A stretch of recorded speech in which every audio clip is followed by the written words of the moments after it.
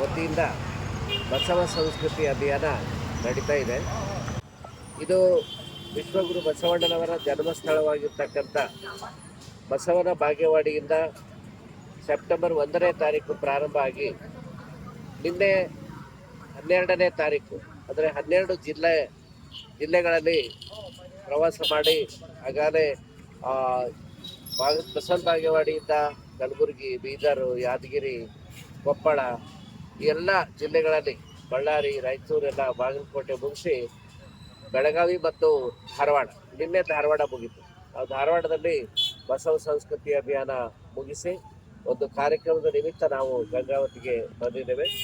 ನಾವು ಹೇಳುವಂಥ ಉದ್ದೇಶ ಇಷ್ಟೇ, ಈ ಬಸವ ಸಂಸ್ಕೃತಿ ಅಭಿಯಾನದ ಮೂಲಕ ಭಾಳ ಒಳ್ಳೆ ರೆಸ್ಪಾನ್ಸ್, ಪ್ರತಿಕ್ರಿಯೆ ಎಲ್ಲ ಕಡೆ ಸಿಗ್ತಾ ಇದೆ. ಬಸವ ಭಕ್ತರು, ಲಿಂಗಾಯತ ಬಾಂಧವರು ಜಾಗೃತ ಆಗಿದ್ದಾರೆ. ಆಮೇಲೆ ಲಿಂಗಾಯತ ಅಂದರೆ ಏನೋ ಇದು ಒಂದು ಜಾತಿ ಅಲ್ಲ, ಇದು ಮತವಲ್ಲ, ಇದು ಸ್ವತಂತ್ರ ಧರ್ಮ ಅನ್ನುವಂಥ ಒಂದು ಜಾಗೃತಿಯನ್ನು ಎಲ್ಲೆಡೆ ಉಂಟಾಗ್ತಾ ಇದೆ. ಮತ್ತು ಕಾಲೇಜು, ಹೈಸ್ಕೂಲ್ ವಿದ್ಯಾರ್ಥಿಗಳು ಅನೇಕ ತಮ್ಮ ಮನದ ಆಳದಲ್ಲಿರ್ತಕ್ಕಂಥ ಒಂದು ಪ್ರಶ್ನೆಗಳನ್ನು ಕೇಳುವ ಮೂಲಕ, ವಚನ ಸಂವಾದದ ಮೂಲಕ ಜ್ಞಾನವನ್ನು ಪಡ್ಕೊಳ್ತಾ ಇದ್ದಾರೆ. ಅದ್ಭುತವಾದಂಥ ಯಶಸ್ಸು ಕಂಡಿದೆ. ಇದು ಅಕ್ಟೋಬರ್ 5ನೇ ತಾರೀಕು ನಮ್ಮ ಕರ್ನಾಟಕ ರಾಜ್ಯದ ರಾಜಧಾನಿ ಬೆಂಗಳೂರಿಗೆ ತಲುಪ್ತಾ ಇದೆ. ಬೆಂಗಳೂರಿನಲ್ಲಿ ಬೃಹತ್ ಪ್ರಮಾಣದ ಲಕ್ಷಾಂತರ ಜನ ಬಸವ ಭಕ್ತರು ಮತ್ತು ಲಿಂಗಾಯತ ಬಾಂಧವರು ಸೇರ್ತಕ್ಕಂಥ ಒಂದು ಸಮಾವೇಶ. ಅಲ್ಲಿ ಈ ಬಸವ ಸಂಸ್ಕೃತಿ ಅಭಿಯಾನದ ಸಮಾರೋಪ ನಡೀತಾ ಇದೆ. ಲಕ್ಷಾಂತರ ಜನ ಬಸವ ಭಕ್ತರು ಬೇರೆ ಬೇರೆ ಜಿಲ್ಲೆಗಳಿಂದ ಭಾಗವಹಿಸ್ತಾ ಇದ್ದಾರೆ, ಬೇರೆ ಬೇರೆ ರಾಜ್ಯಗಳಿಂದ ಕೂಡ ಭಾಗವಹಿಸ್ತಾ ಇದ್ದಾರೆ. ಅದಕ್ಕಾಗಿ ಈ ಎಲ್ಲ ಕರ್ನಾಟಕದ ಎಲ್ಲ ಜಿಲ್ಲೆಗಳಿಂದ ಮತ್ತು ಎಲ್ಲ ತಾಲೂಕುಗಳಿಂದ, ಗಂಗಾವತಿ ಮುಂತಾಗಿ ಕರ್ನಾಟಕದ ಎಲ್ಲ ತಾಲೂಕು ಮತ್ತು ಹಳ್ಳಿಗಳಿಂದ ಲಕ್ಷ ಜನ ಆ ಒಂದು ಕಾರ್ಯಕ್ರಮದಲ್ಲಿ ಭಾಗವಹಿಸಬೇಕು. ಸಮಾರೋಪ ಸಮಾರಂಭದಲ್ಲಿ ಅಂತೇಳಿ ನಾವು ಕಣ್ಣು ಕರೆ ಕೊಡ್ತಾ ಇದ್ದೀವಿ, ಎಲ್ಲರಿಗೂ ಕೇಳ್ಕೊಳ್ತಾ ಇದ್ದೀವಿ. ನಾನು ರಾಷ್ಟ್ರೀಯ ಬಸವಣ್ಣನ ಕೇಂದ್ರ ಸಮಿತಿಯ ಅಧ್ಯಕ್ಷರಾಗಿ, ಕುಂಬಳಗೋಡು ಬೆಂಗಳೂರಿನ ಚನ್ನಬಸವೇಶ್ವರ ಜ್ಞಾನಪೀಠದ ಪೀಠಾಧ್ಯಕ್ಷರಾಗಿ ಎಲ್ಲ ಬಸವ ಭಕ್ತರಲ್ಲಿ ಕೇಳ್ಕೊಳ್ಳೋದಿಷ್ಟೇ, ಈ ಬಸವ ಸಂಸ್ಕೃತಿ ಅಭಿಯಾನ ಯಾವುದೇ ಒಂದು ಮಠದ ಕಾರ್ಯಕ್ರಮ ಅಲ್ಲ, ಒಂದು ಸಂಘ ಸಂಸ್ಥೆಯ ಕಾರ್ಯಕ್ರಮ ಅಲ್ಲ. ಎಲ್ಲ ಬಸವ ಭಕ್ತರು ಕೂಡಿ ಮಾಡ್ತಕ್ಕಂಥ, ಎಲ್ಲ ಮಠಾಧೀಶರು ಕೂಡಿ ಮಾಡ್ತಕ್ಕಂಥ ಒಂದು ಕಾರ್ಯಕ್ರಮ. ಎಲ್ಲರೂ ಇದರಲ್ಲಿ ಭಾಗವಹಿಸ್ಬೇಕಂತ ಹೇಳಿ ಕರೆ ಕೊಡ್ತಾ ಇದ್ವಿ. ಇದು ಮೊದಲನೇದು. ಈ ಒಂದು ಕಾರ್ಯಕ್ರಮ ಏನೋ ಎಲ್ಲ ಕಡೆ ಅದ್ಭುತವಾಗಿ ಯಶಸ್ವಿಯಾಗಿ ನಡೀತಾ ಇದೆ.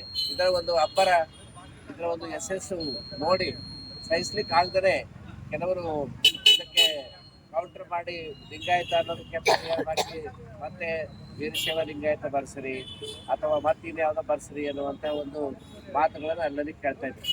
ಈ ಮುಂಚೆ ಬಸವ ಸಂಸ್ಕೃತಿ ಅಭಿಯಾನ ಶುರುವಾಗೋದಕ್ಕಿಂತ ಮುಂಚೆ ಯಾರೂ ಕೂಡ ಏನೂ ಮಾತಾಡಿರಲಿಲ್ಲ. ಈಗ ನಾವು ಲಿಂಗಾಯತ ಬರ್ಸಿ ಅಂತ ಹೇಳಿದ ತಕ್ಷಣವೇ ಮತ್ತೆ ಅದಕ್ಕೆ ವೀರಶೈವ ಲಿಂಗಾಯತ ಬರ್ಸರಿ ಅಂತೇಳಿ ಹೇಳ್ತಾರೆ. ಅವ್ರಿಗೆ ಧೈರ್ಯ ಇದ್ದರೆ ಕೇವಲ ವೀರಶೈವ ಬರ್ಸರಿ ಅಂತ ಹೇಳ್ಬೇಕು. ಅವ್ರಿಗೆ ತಾಕತ್ತಿದ್ರೆ ಕೇವಲ ವೀರಶೈವ ಬರ್ಸರಿ ಅಂತ ಹೇಳ್ಬೇಕು. ಅದಕ್ಕೆ ಲಿಂಗಾಯತ ತಗೋಬಾರ್ದು. ಯಾಕೆ ಅಂತಂದರೆ ಲಿಂಗಾಯತನೇ ಬೇರೆ, ವೀರಶೈವನೇ ಬೇರೆ. ಈಗ ಲಿಂಗಾಲೇಶ್ವರ ಸ್ವಾಮಿಗಳು ಇವತ್ತೇನೋ ಹೇಳಿದ್ದಾರೆ, ಏನಂದರೆ ವೀರಶೈವ ಅಂದರೆ ಸಂಸ್ಕೃತ ಪದ, ಲಿಂಗಾಯತ ಅಂದರೆ ಕನ್ನಡ ಪದ. ಅದಕ್ಕೆ ಅಷ್ಟೇನು ಹುಚ್ಚರಲ್ಲ ಯಾರು. ವೀರಶೈವ ಅಂದರೆ ಶೈವದ ಒಂದು ಶಾಖೆ ಅಂತೇಳಿ ಅದರ ಹೆಸರಿನೊಳಗೆ ಗೊತ್ತಾಗ್ತದೆ. ಲಿಂಗಾಯತ ಬೇರೆ, ವೀರಶೈವ ಬೇರೆ. ಶೈವದಲ್ಲಿ 7 ಶಾಖೆಗಳಿವೆ. ಶುದ್ಧ ಶೈವ, ಮಾರ್ಗಶೈವ, ಮಿಶ್ರ ಶೈವ, ನಾಕುಲಿಶ ಶೈವ, ಕಾಳಮುಖ ಶೈವ, ಪಾಶುಪತ ಶೈವ. ಅದರ 7ನೇದು ವೀರಶೈವ. ವೀರಶೈವರು ಕೂಡ ಲಿಂಗಾಯತ ಧರ್ಮದೊಳಗೆ ಬಂದರು. ಅವರು ಬಂದು ಲಿಂಗ ಕಟ್ಕೊಂಡು ಲಿಂಗಾಯತರ ಆದರು. ಆದರೆ ಪಕ್ಕ ಲಿಂಗಾಯತರಾಗಲಿಲ್ಲ. ಅವರು ತಮ್ಮ ಆಚರಣೆಗಳು ಬಿಡಲಿಲ್ಲ, ಹೋಮವನ್ನು ಬಿಡಲಿಲ್ಲ, ಶೈವದ ಆಚರಣೆಗಳು ಬಿಡಲಿಲ್ಲ. ಅದಕ್ಕಾಗಿ ಲಿಂಗಾಲೇಶ್ವರ ಹೇಳೋದು ತಪ್ಪು. ಯಾಕೆಂತಂದರೆ ಲಿಂಗಾಯತ ವೀರಶೈವ ಎರಡು ಒಂದು ಎರಡೇ ಅಲ್ಲ. ಎಲ್ಲರೂ ಧರ್ಮದ ಕಾಲದಲ್ಲಿ ಲಿಂಗಾಯತ ಅಂತ ಬರ್ಸ್ಬೇಕು. ಮತ್ತು ಉಪಜಾತಿಗಳು ಏನು ಜಾತಿಗಳು ನಮ್ಮ ಸಮಾಜದಲ್ಲಿ 99 ಇದೆ, ಅವರವರಿಗೆ ಸ್ವಾತಂತ್ರ್ಯ ಇದೆ. 11 ಸಾಲವರು 11 ಸಾಲಿ ಬರ್ಸ್ಬೋದು, ಬಣಜಿಗೆ ಬರ್ಸ್ಬೋದು, ಕುಂಬಾರ ಬರ್ಸ್ಬೋದು, ಉಪಜಾತಿಗಳಲ್ಲಿ ಅವುಗಳನ್ನು ಬರ್ಸ್ಬೋದು. ಆದರೆ ಧರ್ಮದ ಕಾಲದಲ್ಲಿ ಮಾತ್ರ ಎಲ್ಲರೂ ಲಿಂಗಾಯತ ಅಂತಲೇ ಬರ್ಸ್ಬೇಕು. ವೀರಶೈವ ಲಿಂಗಾಯತ ಅಂತ ಎರಡು ಬರ್ಸೋದ್ರಿಂದ ಅದು ನಮ್ಮ ಸಮಾಜಕ್ಕೆ ಭಾಳ ಅನ್ಯಾಯ ಆಗ್ತಾ ಬಂದಿದೆ. ನಮ್ಮ ಧರ್ಮಕ್ಕೆ ಮಾನ್ಯತೆ ಯಾಕೆ ಸಿಕ್ಕಿಲ್ಲ? 3 ಸಲ ನಾವು ಕೇಂದ್ರ ಸರ್ಕಾರಕ್ಕೆ ಮನವಿ ಕೊಟ್ಟರು ವೀರಶೈವ ಮಹಾಸಭಾದವರು, ಆದರೂ ಕೂಡ ಸಿಗಲಿಲ್ಲ. ಯಾಕೆಂದರೆ ವೀರಶೈವ ಲಿಂಗಾಯತಕ್ಕೆ ಮಾನ್ಯತೆ ಕೊಡ್ರಿ ಅಂತ ಕೇಳಿದಕ್ಕಾಗಿ ಸಿಕ್ಕಿಲ್ಲ. ಬರೀ ಲಿಂಗಾಯತ ಅಂತ ಕೇಳಿದ್ರೆ ನಮ್ಗೆ ಎಲ್ಲೋ ಮಾನ್ಯತೆ ಸಿಗ್ತಿತ್ತು. ಡಾಕ್ಟರ್ ಮನಮೋಹನ್ ಸಿಂಗ್ ಅವರು ಪ್ರಧಾನಮಂತ್ರಿ ಆಗಿದ್ದಾಗಲೇ ಸಿಗ್ತಿತ್ತು. ವೀರಶೈವ ಪದದಿಂದ ನಮಗೆ ಅಡ್ಡಿಯಾಗಿದೆ. ಅದಕ್ಕೆ ಯಾರೂ ವೀರಶೈವ ಅಂತ ಬರ್ಸ್ಬಾರ್ದು. ಲಿಂಗಾಯತ ಧರ್ಮದ ಕಾಲಂದಲ್ಲಿ ಇತರೆ ಅಂತ ಬರುತ್ತೆ, ಅಲ್ಲಿ ಇತರೆ ಧರ್ಮದ ಕಾಲಂದಲ್ಲಿ ಲಿಂಗಾಯತ ಅಂತ ಬರ್ಸ್ಬೇಕು. ಉಪಜಾತಿಗಳು ಏನಿರ್ತದೆ ಅಲ್ಲಿ ತಮ್ಮ ತಮ್ಮ ಒಳಪಂಗಡಗಳು ತಮ್ಮ ಜಾತಿಗಳನ್ನು ಬರ್ಸ್ಬೋದು ಅಂತೇಳಿ ನಾವು ಎಲ್ಲ ಶರಣ ಬಂಧುಗಳಿಗೆ ಹೇಳಿಕ್ಕೆ ಇಷ್ಟಪಡ್ತಾ ಇದ್ದೇವೆ. ಧರ್ಮ ಲಿಂಗಾಯತ ಅಂತ ಬರೆಸಿ ಇತರ ಕಾಲದಲ್ಲಿ ಉಳಿದ ಜಾತಿ ಉಪಜಾತಿಗಳಲ್ಲಿ ತಮ್ಮ ಒಂದು ಒಳಪಂಗಡಗಳನ್ನು ಬರ್ಸ್ಬೇಕು ಅಂತೇಳಿ ಈ ಮೂಲಕ ನಾವು ಹೇಳ್ತೇವೆ. ಪಂಗಡಗಳು ಅಂತಂದ್ರೆ ಎಷ್ಟು ಇವೆ ಅಂತ ಲಿಂಗಾಯತ ಸಮುದಾಯದಲ್ಲಿ ಸಮಾಜದಲ್ಲಿ ಕರ್ನಾಟಕದಲ್ಲಿ ಸದ್ಯ ಭಾರತ ಸರ್ಕಾರ ಜನಗಣತಿ ಆಯೋಗದ ವತಿಯಿಂದ ಹೋಮ್ ಮಿನಿಸ್ಟ್ರಿ ವತಿಯಿಂದ 10 ವರ್ಷಕ್ಕೆ ಒಂದ್ಸರಿ ಭಾರತ ಸರ್ಕಾರ ಜನಗಣತಿ ನಡೀತದೆ. ಅಂದರೆ ಬ್ರಿಟಿಷ್ ಇದ್ದಾಗಿನಿಂದಲೇ ಮಾಡಿದ್ದಾರೆ. 1841ರಲ್ಲಿ ಮೊಟ್ಟ ಮೊದಲು ಜನಗಣತಿ ಬ್ರಿಟಿಷ್ ಇದ್ದಾಗ ಆಗಿದೆ. ಅವಾಗ ಕೇವಲ 38 ಇತ್ತು. ಆ 38ನೇ ಒಳ ಪಂಗಡ ಯಾವುದಂದ್ರೆ ವೀರಶೈವ.